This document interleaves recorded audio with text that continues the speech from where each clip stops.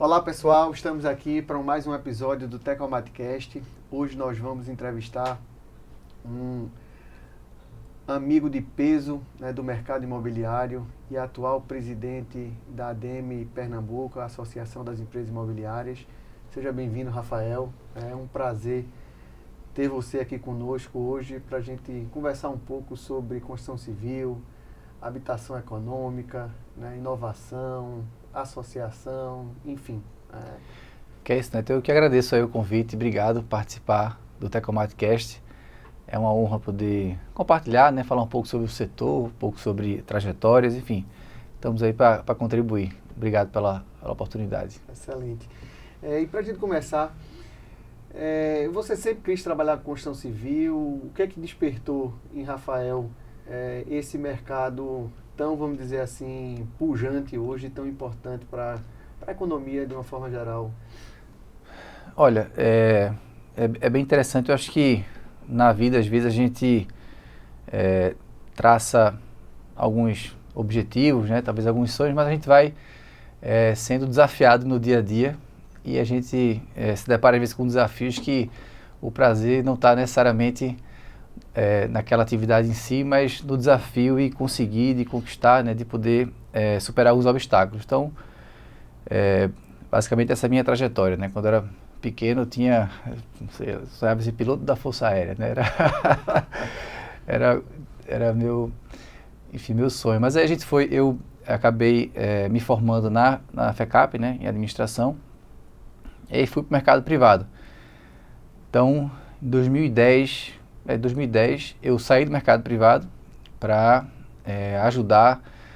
No caso, meu pai tinha feito algumas casas ali em Paulista, então eu decidi sair do mercado privado para ajudá-lo, né? Ajudá-lo enfim, a sair ali, de se envolver em algumas típicas do negócio de construção, né? Eu falei, tá, pai, vou pedir demissão e fui ajudá-lo. Esse foi o início da Tenório Simões Construtora, né?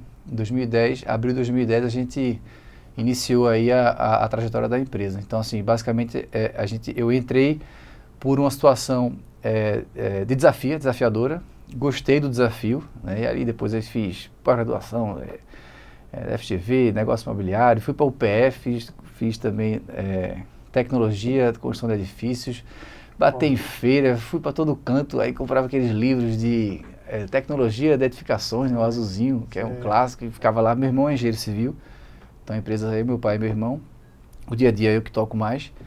Então, assim, acabei me enfiando nesse mundo aí e estamos até hoje fazendo 15 anos agora, nesse ano. É um administrador de formação e um engenheiro de direito. Interessante. Um mexerido desse mundo. Interessante essa sua trajetória aí. É uma empresa, a grande maioria das empresas elas nascem, né, com uma base familiar. Isso. Né? E um desafio de um administrador liderar uma empresa de incorporação e de construção aqui no Nordeste, com um protagonismo muito, vamos dizer assim, no curto período de tempo, 15 anos. Né? A gente vê aí a Tenório Simões, líder aí no mercado imobiliário econômico, né, puxando o sistema construtivo de alvenaria estrutural, né, encabeçando ele aqui na região, quando muitos vão para outro tipo de sistema. Né. Mas durante esses 15 anos, Rafael, de Tenório, o que é que te deu mais orgulho em toda essa trajetória? Em curto período, ainda é uma empresa debutante, né, uma empresa de 15 anos. O que é que orgulha você quando olha para trás?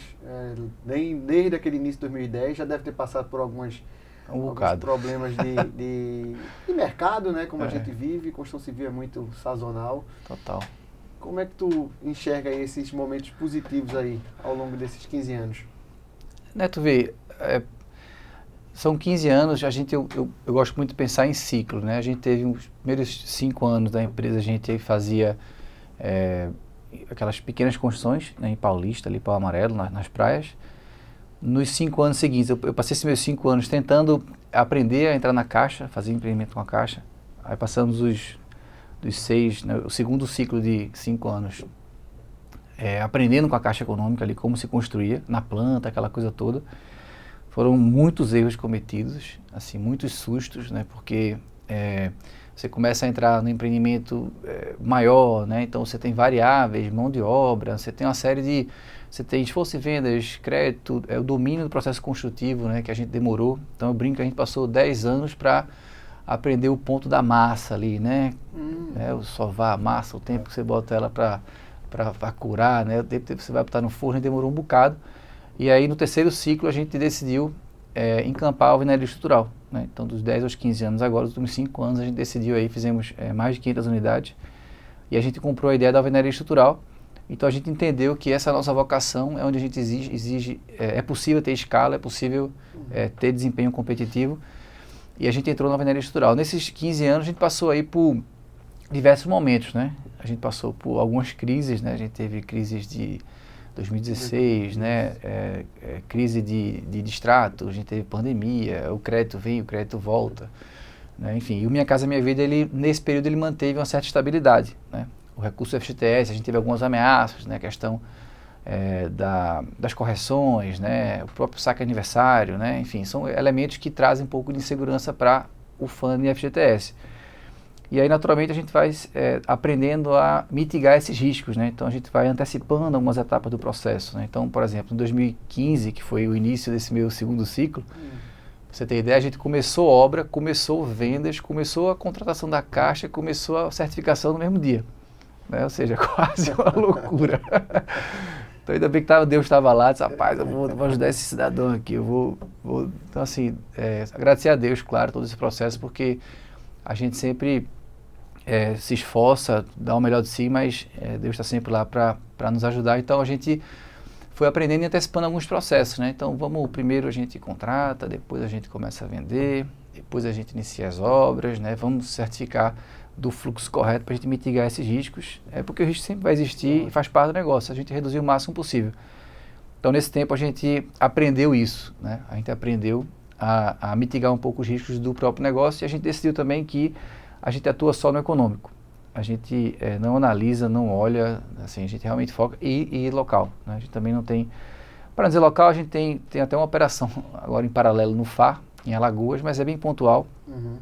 Enfim, mas assim, o nosso foco realmente é atuar. A gente hoje até então está atuando em Paulista, mas a gente já tem 4 empreendimentos para lançar aqui em Recife, com 1.300 unidades aqui em Recife, né? Perfeito. Você começou em Paulista? Nós começamos em Paulista, os primeiros 10 anos em Paulista. Esse segundo ciclo, os primeiros 15 anos, na verdade, em Paulista. Aí, no momento agora, a gente lançou o empreendimento em Paulista, lá na Rua Manepá, na Avenida Manepá, que é uma avenida conhecida. Lá tem um bairro planejado e que a gente vai desenvolver esse bairro planejado com a expectativa de 3.500 unidades. Então, todo ano a gente lança um novo empreendimento. Lançamos um agora, um sucesso de vendas, são 360 unidades, estamos com 260 unidades vendidas. Muito bom. Aí esse ano a gente também, aí é curioso que esse mês a gente está assinando a 1000ª venda da empresa, né? Ou seja, um marco bacana. E esse ano a gente também está caminhando para terminar um ano com mais de 100 milhões em vendas, né, na empresa. Ou seja, a gente consegue realmente, a gente passou 15 anos para assinar a 1000ª venda e vamos passar mais 12, talvez 18 meses para assinar a 2.000 unidades, 2.000 unidades aí, né, 2 milésimas. Veja que a gente, quando olha a trajetória de uma empresa ao longo dos seus 15 anos, a gente não imagina, vê o prédio pronto e não imagina o quanto, vamos dizer assim, a gente tem de etapas e de energia ali empregada, né, e tudo mais. Então, parabéns pela trajetória da Tenório Simões. Obrigado. Não é fácil a gente persistir nesse mercado nosso, né? Exato. Mas quando a gente entra, parece que entranha ali na veia, né? E a gente cada vez mais se dedica. E quando a gente gosta, é o que a gente observa aí na sua fala, gosta do que faz, fica tudo muito mais fácil, né? Bacana. E também, Neto, sem dúvida, equipe, né? Eu acho que quando a gente consegue entender, formar um time, hoje a gente tem um time fantástico. A gente tem, são 5, nossas lideranças, a gente tem o Ender na engenharia, né, que é fantástico, a gente tem Caio com projetos de incorporações, Luciana Zisman, né, com comercial e marketing, a gente tem a Amanda no financeiro, administrativo e Juliane que toca a parte de crédito, né? Então, ou seja, a nossa equipe hoje, eu tenho muito a agradecer a eles, né, que foram os responsáveis por ajudar essa trajetória, por tornar esse ano, esse 15º ano da gente incrível. e que nos dá a segurança de que é possível sim a gente, esse projeto que a gente colocou para dentro, na esteira, é possível sim tornar esses projetos concretos, concretizar esses projetos, né? Então, assim, só agradecer a eles, que são nossa equipe lá, que tocam a Tenório Simões. Esse ano também estamos de mudança, a gente vai, hoje nossa sede fica lá em Paulista, a gente já está vindo para Recife aqui, para Agamenon. Ótimo. Perspectiva aí para outubro, estava tendo a reforma aí. Uma coisa interessante também que a gente observa na trajetória de vocês, Rafael, é o quanto existe um planejamento e um pragmatismo ali por trás. Você vê na sua fala aqui sempre muito com um pé no chão, né? Olha, no primeiro ciclo a gente pensou nisso, a gente estruturou para esse tipo de objetivo, o segundo ciclo foi assim, o terceiro ciclo, né? Sem muito, vamos dizer assim, aquelas empresas afobamento, que tem aquela ansiedade de performar um pouco mais rápido. Outra coisa interessante da sua fala agora, nós somos especialistas no mercado econômico. Isso. Né? E nós temos um mercado e uma região geográfica bastante definida. Então, isso. Às vezes, a gente fica um pouco meio assediado por determinados, por exemplo, o mercado de luxo é um mercado que tem, vamos dizer assim, uma grande ascensão, né? Não falta também funding. Então, mas como é que a gente não fica assediado e como a gente não desvia o foco, né? Então precisa ter uma liderança muito forte ali para não desviar aquilo ali, e às vezes é um passo errado que compromete toda a estratégia e compromete toda a história da empresa. Né? Perfeito, né? Às vezes a gente vê pequenos ajustes que mudam muito a figura, né? Eu me lembro que tinha um livro que falava sobre a hora da verdade, né? E ele comentava muito sobre a importância de você, enfim, na ponta, né? O que é que acontece por trás, né? E como é que o cliente enxerga, né? A relação com ele na frente revela muito do que está por trás, né? Enfim, e tem outro que falava muito sobre a parte da questão do back-office e da estratégia, né? Às vezes você tem uma empresa aérea lá, só um exemplo, aí vai lá e coloca cadeira premium, né? Porra, já muda a esteira de relacionamento com o cliente pra caramba, e você não consegue mais encaixar aquilo ali, você já tem um outro tipo de back-office, sabe? Então, ou seja, a empresa, é importante que ela esteja preparada para aquilo, então a gente está preparado para trabalhar com escala, né? Então, nesse quarto ciclo da gente, o terceiro ciclo foi aprender a escala, né? E a gente entende que é possível. Então, a gente passou agora, né, para o quarto ciclo da gente. A gente tinha, como a gente se especializou em alvenaria, né, a gente tinha 3 gargalos, né? Que era projeto, bloco e profissional. Que é o material, né? A gente não sabia, né? Poxa, como é que a gente vai encarar 3? A gente ouvia, a alvenaria, eu me lembro alguém falando assim, quando tu chega em mais 10 pavimentos é igual a parede de concreto. Igual a parede de concreto? É maciça? Não, vamos pro projeto, a gente conseguimos bons projetos. A gente foi para São Paulo 2 vezes já com a equipe.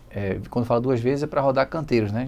Mais Sim, outras vezes para ver outras coisas, mais feiras, mas a gente visitou muitos canteiros, Cury, Plano e Plano, que são Vibra, várias empresas. Você pegar as 10 maiores do Brasil, 5 maiores do Brasil, tá Plano e Plano e Cury fazendo alvenaria estrutural em São Paulo. Ou seja, se você pegar tudo que a Cury lança no semestre, dá tudo que Recife lança no ano. Então, ou seja, o cara só fazendo alvenaria estrutural, né? Ele deve estar certo em alguma coisa, né? Vamos lá conversar com eles. Então a gente teve um contato com o Ronaldo Cury. Na Plano e Plano a gente teve com o Rodrigo Von, que é um dos fundadores. Estivemos lá na empresa conversando com eles sobre negócios, com a equipe, eu levei minha equipe toda lá para conversar. Então foi assim, foi muito bacana. Então assim, nessa especialização de alvenaria estrutural, né, que a gente está indo, a gente entende que o quarto ponto agora, né, que está dentro desses 3, superamos os 3, né? Então a gente hoje tem bons projetos, a gente hoje não tem problema de fornecimento de bloco na cidade, temos excelentes fornecedores, e o profissional do bloqueiro hoje, o bloqueiro é o profissional, eu diria que é o profissional mais bem remunerado do Brasil na construção civil, né, na operação, né, tirando a gestão. É um profissional hoje que tira 10 a 15 mil reais por mês. Olha aí. Então, ou seja, são profissionais que são muito bem valorizados. E o quarto ciclo, né, que tem a ver com qualquer segmento de construção civil, mas na alvenaria estrutural, quarto item, né, um pouco mais delicado, é a logística, né? A logística de você verticalizar obras, eu tenho que subir cargas muito pesadas numa velocidade rápida, né? Então a gente hoje estamos comprando uma grua da China, está importando uma grua, e é uma grua com 50 metros de lança que pega 1,5 toneladas na ponta, né? Então, ou seja, não é um equipamento simples, né? É um equipamento realmente robusto para que a gente garanta a logística da obra no ritmo que o nosso profissional bloqueiro precisa. Então, ou seja, a gente... e aí, esse quarto ciclo é a preparação para a gente trabalhar realmente com escala em obras verticalizadas, né, com alvenaria. Então, a gente está indo para térreo mais 12, térreo mais 15 pavimentos. Esse agora de Paulista são térreo mais 9, né, já sai um pouquinho, a gente estava no térreo mais 7. E aí, para obras verticalizadas em Recife, que essas 1.300 unidades, a gente vai encarar o desafio e a logística é a palavra da vez. Perfeito.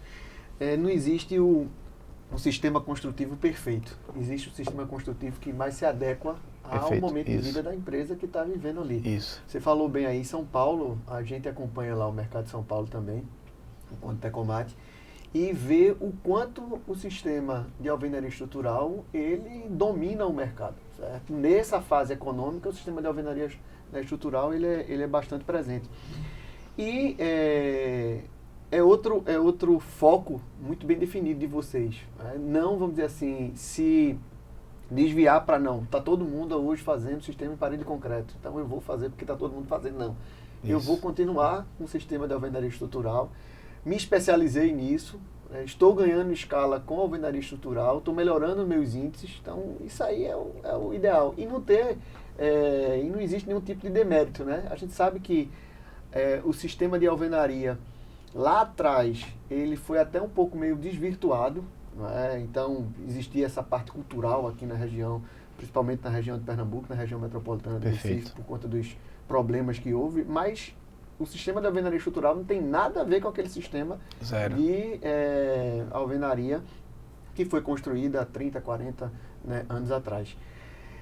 Com relação a essa parte, Rafael, do funding, né, o programa Minha Casa Minha Vida, sempre foi foco de vocês participar com essa linha de crédito através do Minha Casa Minha Vida? Por que trabalhar com esse tipo de sistema?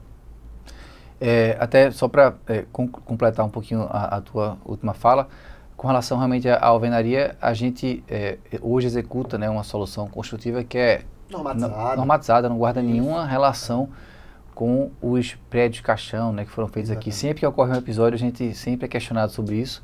E são projetos completamente diferentes. A gente tem armação, né, dentro dos blocos, nos septos dos blocos. Ou seja, a gente realmente são projetos normatizados, são blocos de concreto, né? Então, não tem nada a ver com aquelas alvenarias autoportantes, né, singelas, cerâmicas.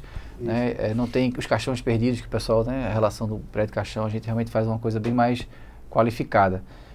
E também, sobre a questão que você comentou das soluções, né, no segmento econômico, o pessoal fala, qual é mais barato? Eu falei, acho que a pergunta correta não é uma questão de preço, é uma questão de estratégia. Né?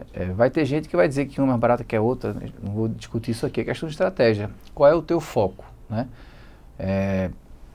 Enfim, então se você vai para trabalhar em terrenos pequenos, verticalizados, em regiões desafiadoras, uma solução pode ser melhor. Se você vai para terrenos maiores, com muita repetição, com, enfim, obras horizontais, talvez seja outro. Então, cada um que escolhe a sua estratégia e às vezes tem assim, qual é a tua estratégia? É atuação nacional? Você faz sentido lidar com diferentes fornecedores em várias praças diferentes, ou você diminuir a quantidade de insumos, de players, e você tem um pouco mais de segurança, mesmo pagando um preço maior, né? Perfeito. Então, ou seja, então a resposta é essa, depende da tua estratégia, né? Aí, assim, na alvenaria, as experiências que a gente já ouviu de algumas, enfim, pessoas que já utilizaram lá atrás, são muito diferentes da nossa hoje, né? Em termos de produção, metro quadrado de profissional, de ritmo, né? Enfim, elementos que são essenciais. Então a gente já escutou experiências ruins em função do baixo desempenho da equipe, em função de uma deficiência dos suprimentos e da escala que aquele profissional precisa, em função às vezes de um projeto mal elaborado, em função às vezes de um profissional desqualificado, ou seja, existe uma série de coisas que envolvem, mas bom, voltando à questão do Minha Casa Minha Vida, né, tu veja, a gente assim, sempre, de fato, a gente sempre atuou nesse segmento, a gente começou nesse segmento, a gente entende que existe uma demanda muito forte no Brasil, né, de moradia, de requalificação, né, a gente entende que existe uma demanda muito forte e o funding do FGTS é um funding muito bem estruturado, né, a gente vem tendo suplementos anuais no orçamento do funding, esse ano a gente é o maior orçamento da história, né, são mais de 120 bilhões destinados ao Minha Casa Minha Vida, né, a habitação econômica. Tivemos agora um suplemento, né, para a faixa 4, que enfim envolve um pouco outros funds, mas dentro desses 15 anos que a gente está, né, que na verdade o FGTS a gente usava desde antes, né, o mercado antes do Minha Casa Minha Vida já existia carteira de crédito com o FGTS, né, o Minha Casa Minha Vida trouxe alguns elementos novos, importantes. Então, de lá para cá, apesar de todas essas crises, sempre houve constância, né, tanto na demanda quanto na questão da liberação dos recursos, né? Então, são elementos importantes. Sim. No FGTS. Quando a gente olha aí os números, né, a quantidade de pessoas, de famílias que precisam de uma moradia fácil, sem complicações, né, no local que ela precisa, perto do trabalho, perto da escola. Então, a gente entende que realmente há um potencial que é vir a construir habitações de interesse social, né, habitações econômicas dentro da cidade do Recife. Existe esse público também que até hoje não foi atendido, né? Você pega das últimas 100 mil unidades produzidas no Minha Casa Minha Vida aqui na região metropolitana, 9 mil foram em Recife, né? Então menos de 10%. Né? Então existe um potencial muito grande. Quem compra fora de Recife tem seus motivos, né? Mas tem um pessoal que não sai para morar na região metropolitana do Recife porque precisa ali, às vezes é um jovem, né? Uma mãe solteira, um pai solteiro, enfim. Então a gente entende que existe esse potencial grande aqui e a gente está trabalhando nessa linha. Essa é a nossa... já falando dessa, você falou que começou em Paulista, está vindo aqui para Recife. Hoje, com relação à demanda, onde é que tem as melhores áreas para lançamento? Né? Como é que está hoje o Pernambuco nessa divisão? Na Jaboatão, a gente vê também que tem um número crescente. Eu sei que a ADEME tem uma pesquisa mensalmente, né, com relação a essa questão de lançamentos. Quais são as regiões mais promissoras para lançar hoje em dia sistemas econômicos aqui na região metropolitana do Recife? Neto, sempre que a pergunta sempre do mercado é assim, qual mercado, né? Você falou agora do econômico, mas qual mercado? A gente tem 3 mercados, né? A gente tem, vamos falar, né? 2 basicamente, econômico e o médio alto padrão. E do médio alto padrão a gente pode separar em luxo. E o médio ali, né? Cada um, ele tem suas características, tem suas dores específicas, mas a pergunta do econômico, a leitura é essa, né? A gente vê pela primeira vez Recife surgindo como, despontando o número de lançamentos, né? Os números de contratações da Caixa Econômica em Recife estão muito acima da média histórica, e você vê um perfil diferente, porque Recife, as localizações, né? Quando você pega o censo da cidade do Recife, e você nota os bairros, o pessoal fala, Recife perdeu população, a cidade que não está atraindo investimento, né? Tem uns perfis de Instagram fazendo esse apocalipse. Só que, vamos analisar os números. Recife perdeu população onde? Perdeu população nos bairros mais carentes. Os bairros mais nobres não perderam população coisa nenhuma. Né?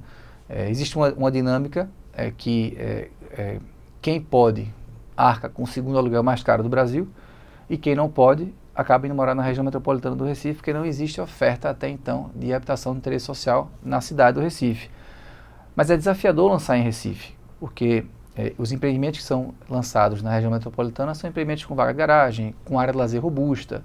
Às vezes tem uma área, tem varanda, tem suíte, né? Então são empreendimentos realmente que dificilmente a gente vai ver em Recife dentro do segmento econômico. Mas os novos produtos em Recife que estão chegando são empreendimentos mais compactos, com pouca ou até nenhuma vaga de garagem, muito bem dotados de lazer, de comodidades, né, de amenidades dentro do projeto, e que vem com uma coisa fantástica que é muito bem localizados. Então, por exemplo, a gente vai lançar agora o primeiro Minha Casa Minha Vida de São Martim. São Martim nunca teve um empreendimento. Verdade. A gente vai lançar o primeiro Minha Casa Minha Vida do Jiquiá. Jiquiá também nunca teve um empreendimento Minha Casa Minha Vida. Né? Então a gente também vai lançar na Rua Imperial. Rua Imperial também nunca teve um Minha Casa Minha Vida. Né? Então são locais que, e tem outros bairros que já teve realmente outros projetos, mas a gente vê aí colegas, né, das construtoras lançando os primeiros Minha Casa Minha Vida em alguns bairros da cidade do Recife. Então assim, essa é a leitura. Acho que vai continuar havendo projetos dentro do Minha Casa Minha Vida na região metropolitana com mais infraestrutura, com mais comodidades, amenidades, né? Amenidades, estrutura, lazer, vaga de garagem. E os de Recife tendem a ser mais compactos, sem vaga de garagem, com as suas amenidades, mas que vão atender um público específico, na minha leitura, que é esse público que não vai morar em Jaboatão, nem Paulista, nem Camaragibe, porque precisa estar ali, morando de aluguel, perto do trabalho, porque seja porque é solteiro, porque está jovem, porque, enfim, não pode se dar esse luxo de morar um pouco mais distante. Essa questão da mobilidade, ela é crítica, né? Recife é uma região bastante pequena, né? A região geográfica de Recife é muito pequena. E aí a gente tem realmente escassez de alguns terrenos que proporcionam a gente ter empreendimentos um pouco mais robustos, como você falou. Lá na Tacomata a gente tem um sócio, Ângelo, que ele mora na reserva do Paiva. certo? Se encantou pelo Paiva e foi morar no Paiva. Certo? Do Paiva para Tecomate, ou para a região ali que Ângelo trabalha, deve dar 20 quilômetros. Né? Ele leva mais de 50 minutos diariamente. E olhe que com carro, né, e tudo mais, em determinados horários até um pouco mais, 1 hora e 30. Veja o quanto isso compromete na mobilidade. Eu estava até brincando com ele, a gente tem uma reunião hoje, dia de segunda-feira, no fim de tarde, eu disse, Ângelo, quando tu chegar em casa, eu já acabei minha academia, já estou com minha família descansando. Ele disse, mas você não tem a qualidade de estar lá no Paiva, né? Então tem esses pós e os contras. Foi um pouco né? que eu falei, né? Tem pesquisas que apontam que famílias que moram mais distante do centro, elas têm mais filhos. Né? Ou seja, não é que elas têm mais filhos, né? O que ocorre primeiro é que justamente elas vão morar mais distante porque é onde elas encontram as amenidades que precisam para ter a qualidade de vida que podem proporcionar, como é o que Ângelo, né? No caso de Ângelo. Então, Ângelo, ele vai de carro, ele escolheu lá a moradia, ele teve essa opção, né? Mas tem casos, né, e pessoas que têm uma vida mais dinâmica, que são jovens, que não faz sentido ter essa mobilidade porque perde muito mais do que ganha morando perto da cidade. Então essas pessoas, elas ou vão comprar, né, em Recife, e se não conseguirem, vão ficar do aluguel, porque não faz sentido sair. Então existe esse mercado que a gente entende que pode ser realmente aí uma boa oportunidade dentro da cidade do Recife. E o novo programa Minha Casa Minha Vida, essa faixa 4, mudou algo para o Tenório Simões? Porque eu acredito que tem ali essa faixa do médio padrão, né? Então o acesso ao médio padrão vai ficar, entendo que um pouco mais fácil através desse subsídio da faixa 4. Explica um pouquinho sobre isso. Então, Neto, vê, o que é que eu venho percebendo? A gente tem um empreendimento que a gente está terminando agora. Esse mês a gente vendeu, já zeramos o estoque esse mês, né, desse empreendimento, que é no Janga, que é o Atlantic Life. E é interessante porque, assim, quando foi concebido, eu falava, olha, vamos fazer um projeto bonito. E realmente, assim, ele é muito caprichado, um lazer, campinho de futebol, porque eu não quero que a gente fale que é minha casa, minha vida. Ou seja, a gente não usou... Existe, às vezes, um preconceito. Pois é, veja, qual era o conceito, qual era o racional? E se você procurar as peças, raramente aparecia. Eu queria que o cliente percebesse que ele vai morar num empreendimento muito bom, perto da praia, no Janga, né? Que esse terreno fica numa parte muito importante do Janga, valorizada, com escola perto, praia, tudo, o melhor trecho da praia. E esse cliente, ele precisava tirar as suas objeções. Né? Se ele visse Minha Casa Minha Vida, talvez e esse cliente que eu falo é o cliente mais de R$8.000 de renda, né? Que é a faixa de 8 a 12, que é a faixa da faixa 4. E foi exatamente isso que a gente sentiu. Né? A gente percebeu muita gente vindo de Recife, Olinda, né? Um pouco mais de um terço dos nossos clientes são de Paulista, né? Essa é uma característica da região. E a gente percebeu pessoas buscando realmente projetos com mais qualidade a um preço muito mais acessível. Então, ou seja, a gente entende que não em termos de faixa de valor, porque o nosso produto não está acima do R$350.000, que é 350 a 500 mil, né, faixa 4. O nosso está abaixo, mas a gente consegue atrair a família de 8 a 12, que é uma família que hoje vai ter dificuldades em comprar um apartamento com tantos elementos, com tantas amenidades, como os que são oferecidos na região metropolitana. Então você tem aí essa mudança de perfil do cliente, né? Se ele quiser aquele tipo de produto, ele vai ter que investir num empreendimento que não vai estar, talvez, naquela região, né? Vamos lá, se for comprar em Recife, um empreendimento de 2-4, não é menos de R$500.000. Né? Verdade. Sim, bairro nobre, não é menos de R$500.000. Então, já complica um pouco o orçamento, né? De famílias, enfim. Então, a gente entende que abre-se uma brecha, né? Você permitiu que famílias de 8 a 12 possam ter acesso ao recurso do FGTS, que é um recurso com juros juros subsidiados, vamos chamar assim, juros mais baixos, né? Que o programa, ele busca atrair essas pessoas, porque são essas remunerações, no fundo, que fazem o fundo ficar de pé, né? O fundo ele se paga com isso. Para a gente exemplificar, então o juro hoje normal, com a taxa Selic em torno de 15%, você tem no mínimo ali 15% ao ano. Hoje a Selic, isso. Aí a gente tem 3 faixas, né? Quando você vai comprar um imóvel. Você vai ter aí a faixa até agora 500 mil, com recurso do FGTS. De 500 a 1,5 milhão você vai usar o recurso do SPPE, da poupança, da caderneta de poupança. De 1,5 milhão para cima são recursos livres. Certo. Né? Esses recursos tendem a ser um pouco mais caros, né? O SPPE, né, tende a ser mais, enfim, intermediário ali. O SPPE, às vezes, os bancos estão fazendo uma mistura, né, com outros fundos, né, com os LCIs, para poder ficar uma taxa um pouco mais... Mas falando em números reais, dentro do SPPE você vai comprar a 11, 10, 11%. Acima de 1,5 milhão, bate os seus 17%, 17,5%. E dentro do Minha Casa Minha Vida você começa de 4%, né, que é aqui no Nordeste, e vai até 8,16, se não me engano. Então não tem crise para empreendimentos voltados para Minha Casa Minha Vida? Veja, no quesito funding, né, ele realmente, a gente hoje não tem esse problema. Né? O funding, a gente teve um suplemento de 120 bilhões, a gente acompanha a execução orçamentária mensalmente e não há expectativa de estouro. Então, ou seja, o funding parece que ele equilibrou com a demanda. Vai aguentar até quando? Porque nos últimos anos todo o orçamento tinha suplementação. E agora parece que deu uma estabilizada. Será que ano que vem vai ser assim? Ninguém sabe. Né? Mas a verdade é assim, não tem crise, eu não ousaria falar isso, porque os desafios sempre existem, sabe, Neto?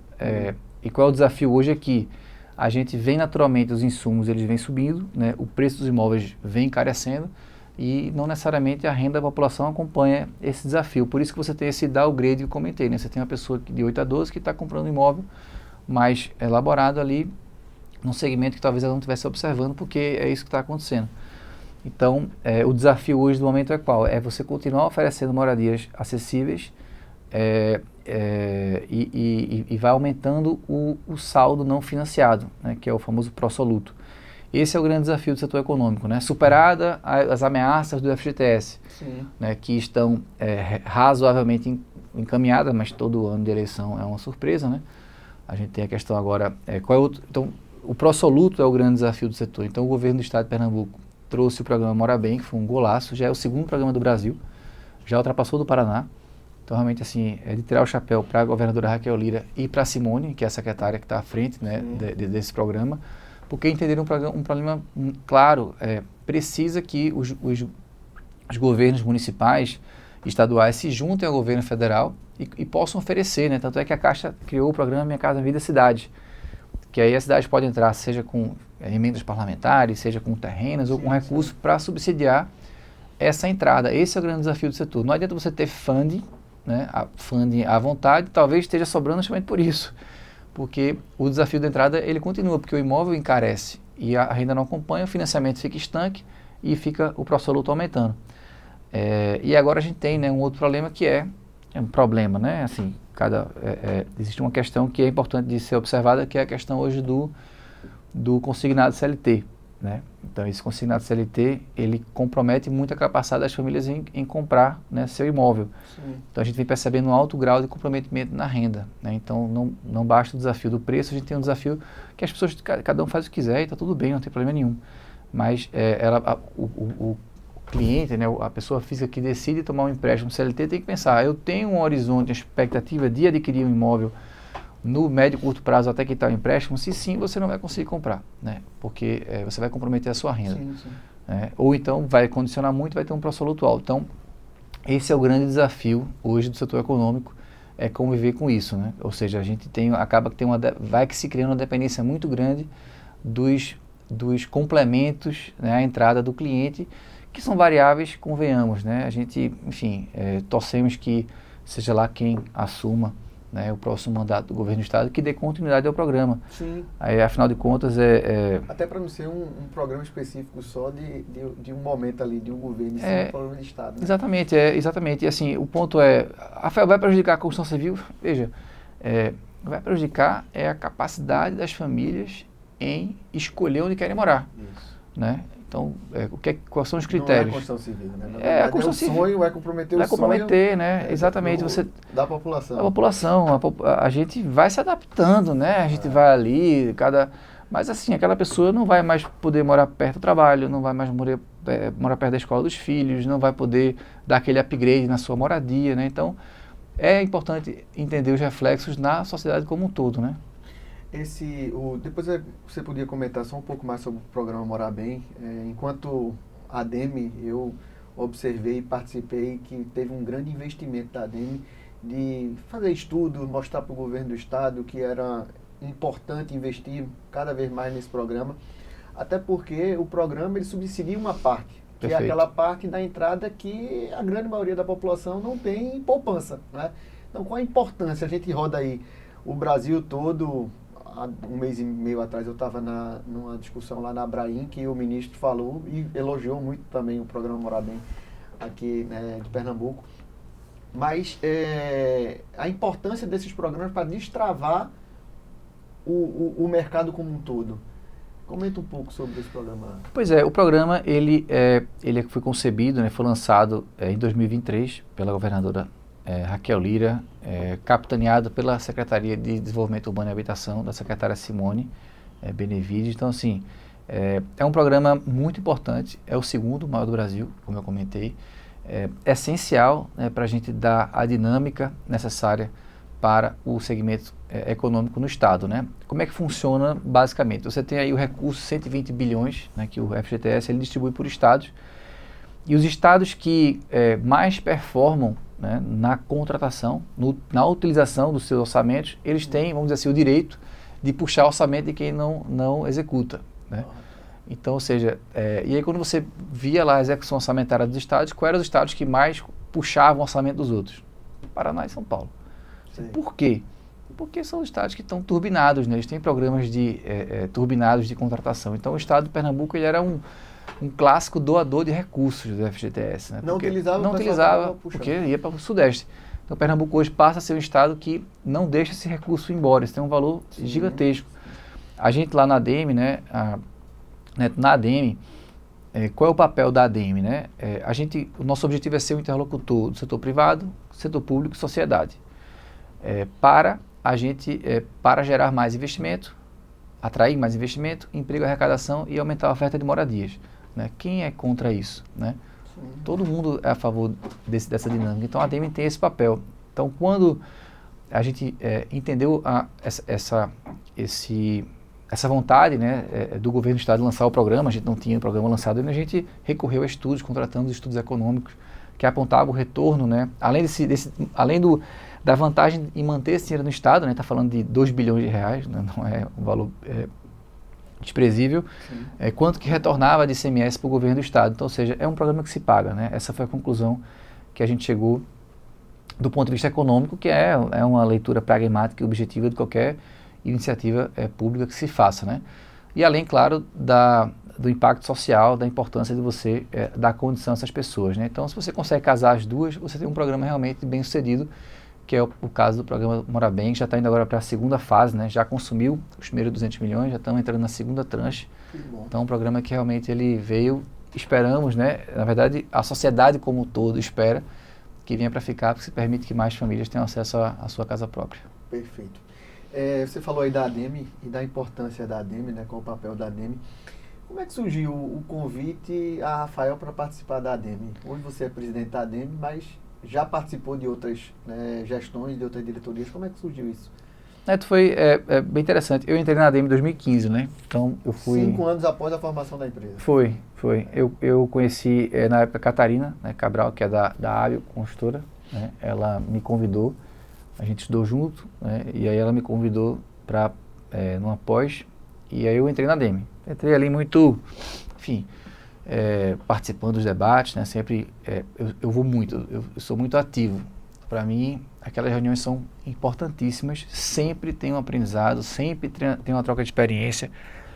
Então, em 2018, eu entrei para ficar na diretoria administrativa, na época com Gildo, Vilaça e Tiago, que era vice, Tiago Melo, que era da vice-presidência, e aí fiquei. Em 2022, eu entrei em 2023, Avelar Loureiro, né, que é da CLF, me convidou para assumir como presidente. Foi uma surpresa, né, porque eu disse, poxa, né, aí eu até falei com ele, posso pensar um dia, né, que vamos demorar não. Aí, não, tá bom, no dia seguinte só eu topo. E eu pensei, acho que é uma boa oportunidade de colocar em prática algumas visões que eu tenho da capacidade que a ADEME tem de ser. Então a gente montou uma diretoria que misturava a experiência de muitos com a disposição, né, e a renovação de outros. Nós criamos comitês, né, temáticos, a gente tem um grupo, né, um elenco de assessores excelente, que a gente trouxe para cada um compor um comitê, e a gente vem tendo muito êxito nisso. A gente conseguiu recuperar a cooperativa de compras, a gente tem o Incontec, né, do qual você faz parte lá, né, como diretor, né, convidei você para ser diretor da ADEME, você é uma pessoa importante para estar junto conosco. Então a gente compôs esses grupos, a gente tem um comitê de meio ambiente, a gente tem um comitê de política urbana e licenciamento, a gente dá um suporte associado, a gente recuperou alguns eventos, né, enfim, pandemia, né, uma série de coisas que a gente teve que recuperar, mas o meu grande objetivo na ADEME hoje, meu grande legado, né, meu mandato acaba agora em abril, é a gente profissionalizar a ADEME, sabe? A gente entender que a ADEME precisa de executivo, um executivo disposto, com a equipe preparada. Esse é meu desafio, e a gente anunciou na terça-feira, agora, a contratação do nosso novo diretor executivo, que é Leonardo Luna. Perfeito, muito bom. Então, Leonardo, ele muito assume, é um cara fantástico, assim, a gente está muito otimista. A gente fez uma sabatina ali com ele na terça-feira com a diretoria, né? Você não pôde estar lá com a gente, mas foi muito, muito bom, né? Você acompanhou, e a gente, ele inicia agora nessa função, né? Então, acho que esse minha reta final agora é essa, a gente conseguir realmente colocar a ADEME onde ela tem que estar, né? A gente precisa de uma profissionalização. E a ADEME, assim, eu acho que a empresa, né, o profissional, o empreendedor, né, que ele entende a importância da sociedade civil organizada, os limites são muitas coisas, é ilimitada a quantidade de coisa que dá para fazer, sabe? E tem coisas que só a sociedade civil organizada pode fazer, né?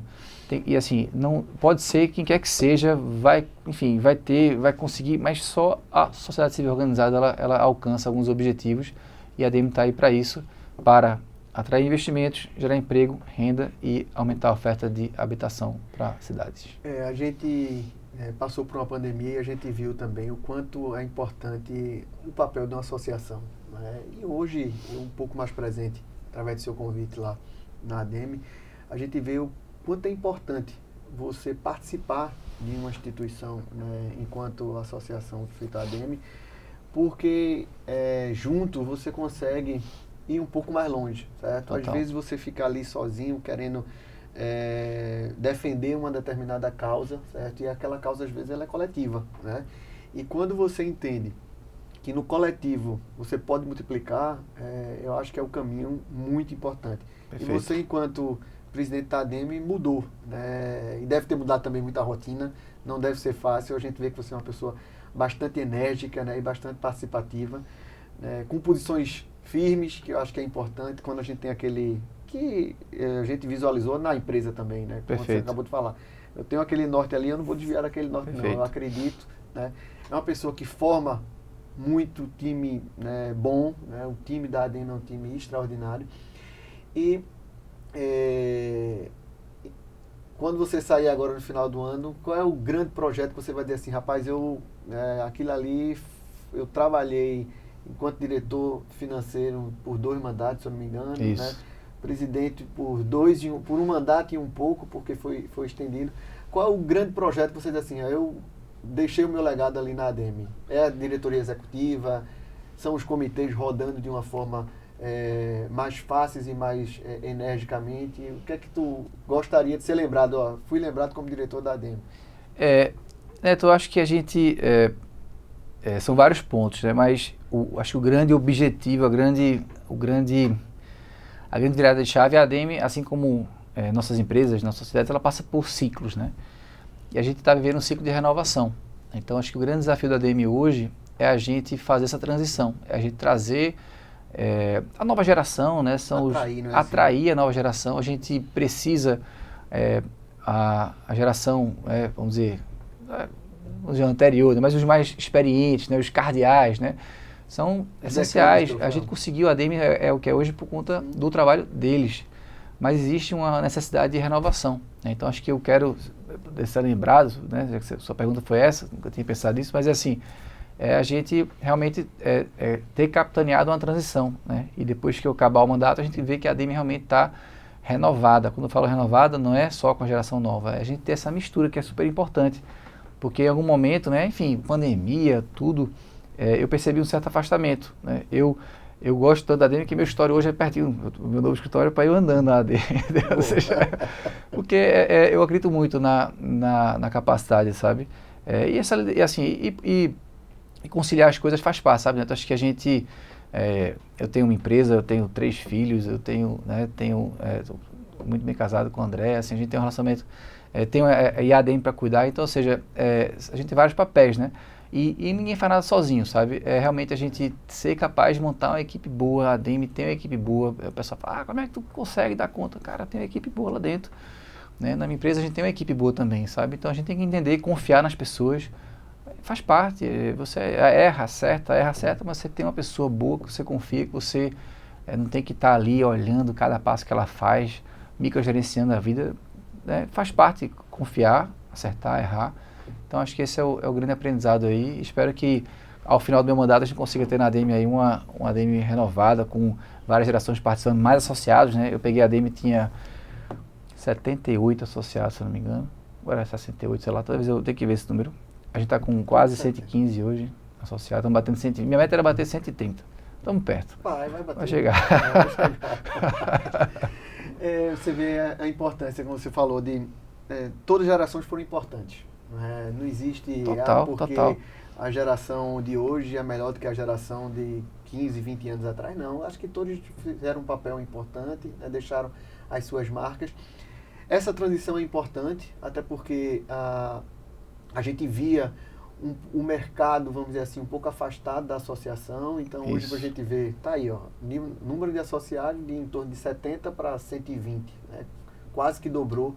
E quase que vai dobrar o número de associados. Então, vê que essas empresas elas estão percebendo o valor, né? Então, estão mais aderentes a essa filosofia, que é até um pouco mais jovem, né? Com a cabeça um pouco mais aberta. A gente sabe que o mercado nosso é um mercado muito tradicional, né? E eu vivi ali a ADM, eu sou de uma geração até um pouco acima da sua, né? É isso, você é jovem. Sou jovem, mas sou uma geração um pouco mais acima da sua.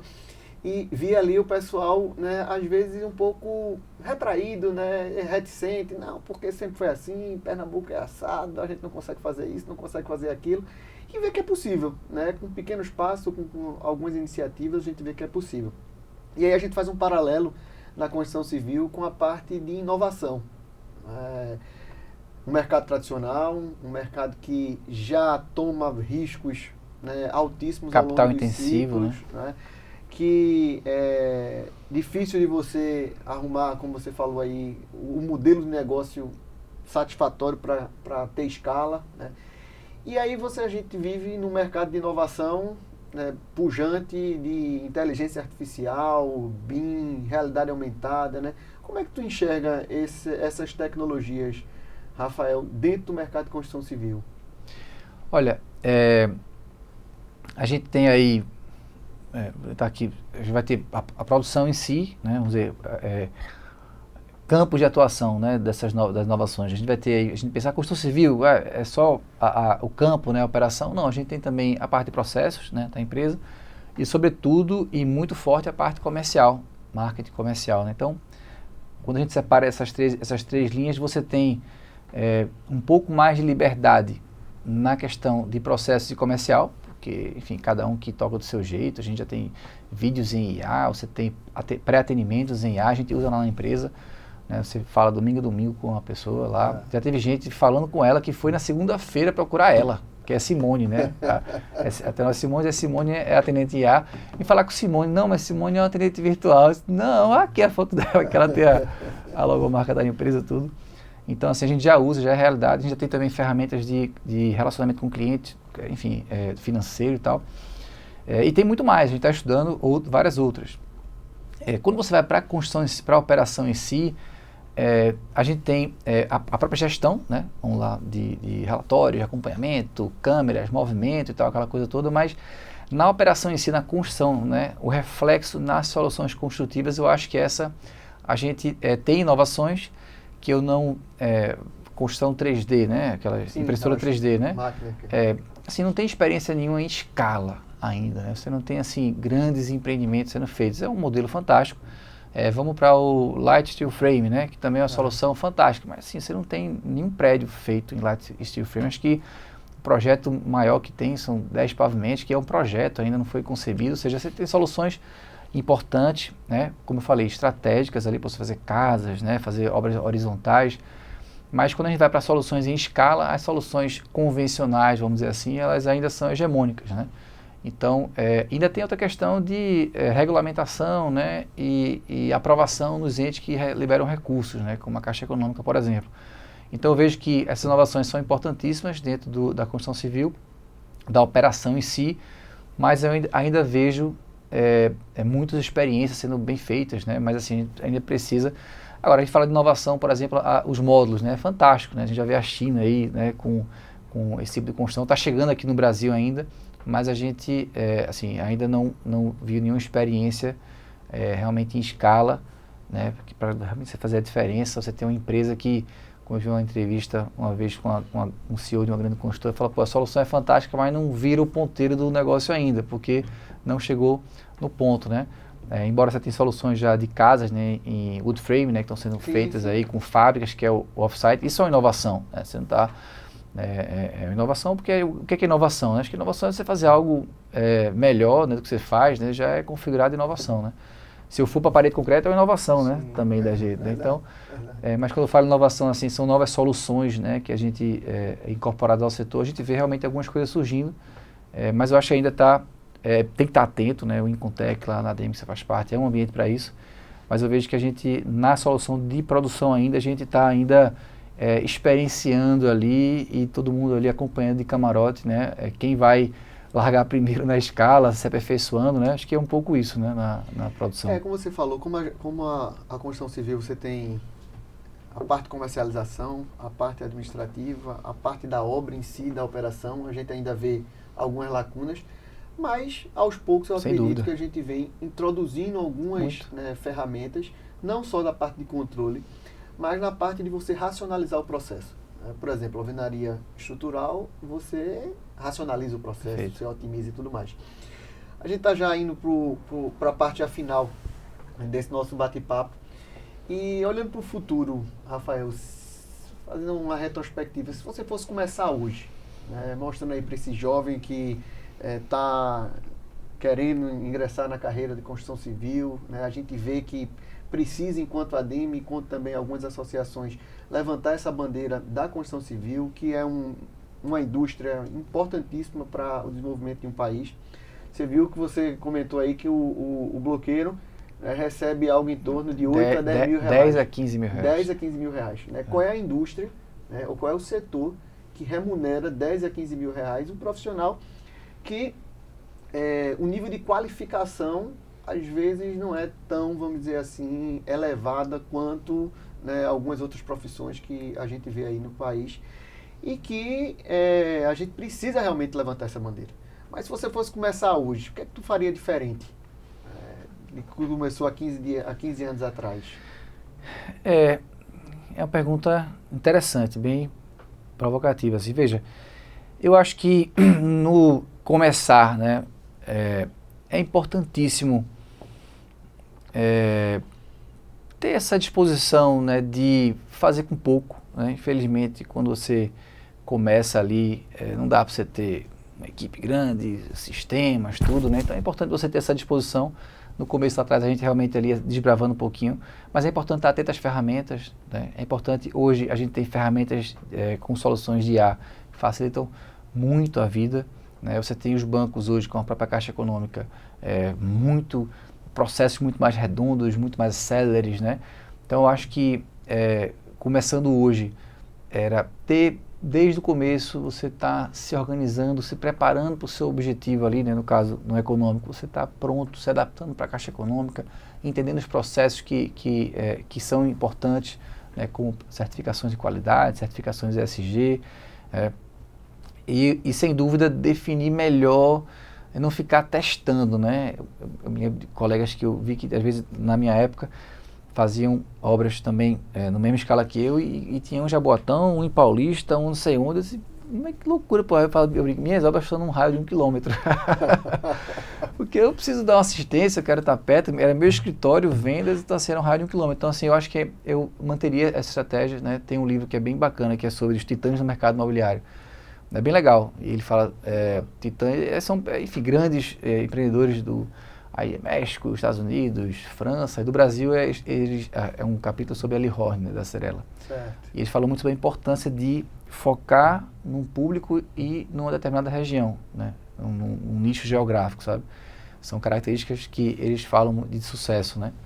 Então, acho que eu tentaria seguir essa linha, entender e dominar com qualquer processo. Se surgiu o processo de folha de bananeira para construir, domina o processo, sabe?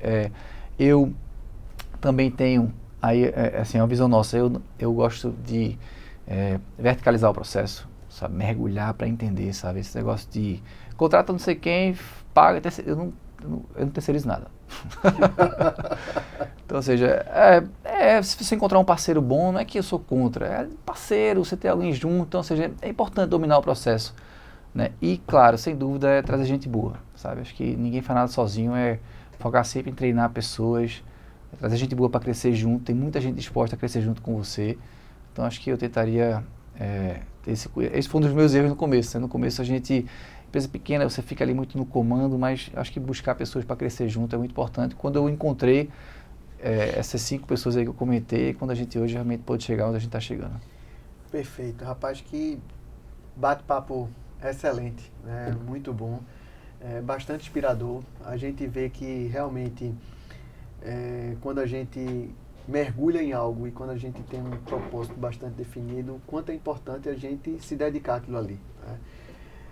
Visualizou aí ao longo dessa tua trajetória de que você tinha o foco do mercado de Minha Casa Minha Vida, do econômico, e que você estudou, né, aquilo ali, qual é a forma que eu tenho que preparar para atender às exigências da Caixa Econômica, a exigência do meu público, né? Não desviou ali o foco nesses 15 primeiros anos, né, nessa trajetória aí, que é uma trajetória longa, né, falando de empresa de construção civil, que a gente tem ciclos aí que algumas já se desesperam e desistem no primeiro ciclo, né? Então foi muito bom esse papo, bastante enriquecedor, né? Muito obrigado por ter colocado e ter falado aqui um pouco mais sobre todas essas suas experiências. Neto, obrigado, agradeço a você, a Tecomato, parabenizo também vocês pelo podcast, muito bom esse ambiente, né, para você trocar experiências, né? Enfim, acompanhar outros colegas que vão falar, muito bom. Agradeço aí a oportunidade e sempre com a gente. É isso aí, pessoal, né? Encerramos mais um Tecomatcast, um excelente momento para a gente compartilhar construção civil, inovação, né? Cultura, certo? Uma cultura muito forte, a gente vê aqui no exemplo da Tenório Simões. Então fiquem atentos, curtam aí as nossas redes sociais, nos acompanhem, que vem muita coisa boa por aí. Forte abraço.